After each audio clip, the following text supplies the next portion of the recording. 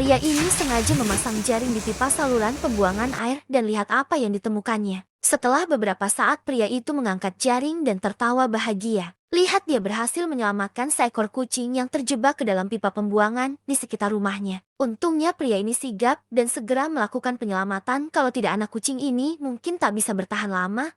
Lihat kucing itu pun mengeong mengucapkan terima kasih kepada penyelamatnya. Lihat kucingnya sangat menggemaskan. Terima kasih sudah menyelamatkan, semoga kalian selalu bahagia dan sehat.